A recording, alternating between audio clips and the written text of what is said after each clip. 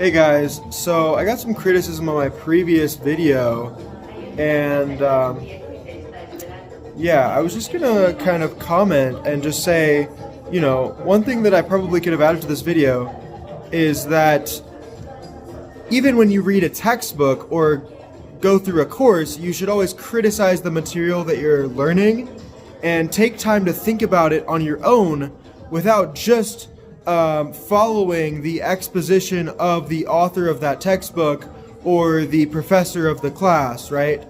Every time you learn a new topic, I highly recommend you think about the key theorems on your own and try to think about, okay, how would I prove them?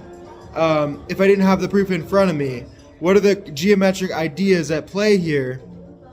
And that's really important for your development so that you're not just kind of memorizing material, but you're actually building understanding, right? You're building mathematical intuition. A lot of mathematical intuition is built by thinking about the concepts on your own, rather than only following what you've been taught, the algorithm that you've been taught, the definitions that you've been taught.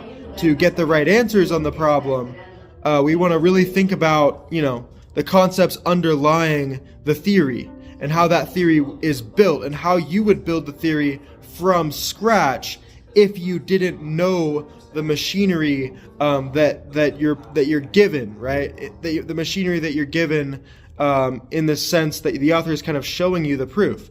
They're always going to show you the proof to these key theorems, and the proof kind of underlies some way of thinking about the problem, some sort of intuition about the problem that is specific to whoever first wrote that proof. And, of course, there are multiple ways often to prove these key theorems. So, right now I'm doing a video on the change of variables theorem, and I decided to think about that theorem rather than just reading the book, the proof from Folland, right?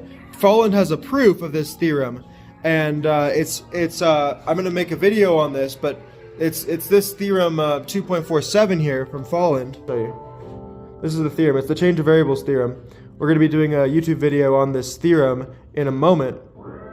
But I thought about that theorem for a long time on my own, and of course I read the proof from Folland several times. I went through all the steps of the proof in Folland, tried to understand the geometric ideas, but I actually had to think about it on my own for several days, just spent thinking about the theorem in my mind of how I would prove it, how I would approach proving it, and that is essential to my growth and understanding. I've learned a ton over the past few days just from this study approach, from thinking about the problem and thinking about how I would prove it rather than relying on the proof of the author. But I did use some of the ideas of the author, okay?